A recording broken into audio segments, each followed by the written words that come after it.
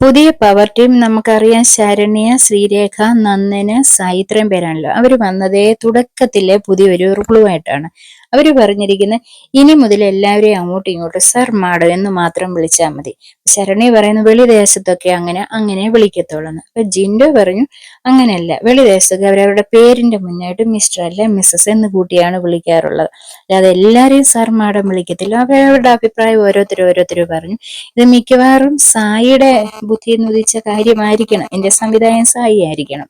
അപ്പൊ ഓരോരുത്തരും അവരുടെ അഭിപ്രായം പറഞ്ഞിട്ട് അവര് ചോദിക്കുന്നത്, ഒരു ബഹളം നടക്കുന്ന സമയത്ത് നമുക്കിപ്പം സായി അല്ലെങ്കിൽ ശരണ്യെ ഇപ്പം സർ മാഡം വിളിക്കാൻ പറ്റുമോ? അല്ലെ വേറൊരാളെ അങ്ങനെ വിളിക്കാൻ പറ്റുമോ? പറ്റത്തില്ലല്ലോ.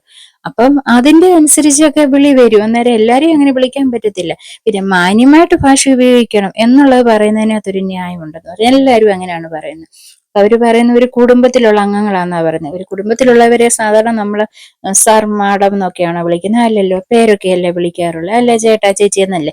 ഇത് മുതിർന്നവരെ ഒന്ന് ബഹുമാനിക്കുക, അത് മാത്രമേ ഉള്ളൂ. പ്രേക്ഷകരും കഴിഞ്ഞ ദിവസം ലാൽ സാർ വന്നപ്പോഴും അത്രേ പറഞ്ഞിട്ടുള്ളൂ. ആ രീതിയിൽ മുന്നോട്ട് പോകണമെന്നുള്ളത് മാത്രമാണ് ഇവിടെ പറഞ്ഞിരിക്കുന്നത്. അപ്പൊ ഇനി മുതൽ ആ രീതിയിൽ എല്ലാവരും സംബോധന ചെയ്താൽ മതി. ദേഷ്യം വന്നാലും എടോ പോടോ വാടാ അല്ലെ ചീത്തവിളി അങ്ങനൊന്നും പാടില്ല എന്നുള്ളതേ ഉള്ളൂ എന്നാണ് പറഞ്ഞത്. അപ്പൊ സായി ലാസ്റ്റ് തീരുമാനം എടുത്തിരിക്കുന്നത് എന്താന്ന് വെച്ചാൽ ശ്രമിച്ച് നോക്കുക, എത്രയും ഇതായിട്ട് നടക്കുക എന്നുള്ള. എല്ലാവരും ഇനി മുതൽ ശ്രമിച്ച് നോക്കണമെന്നാണ് പറഞ്ഞിരിക്കുന്നത്.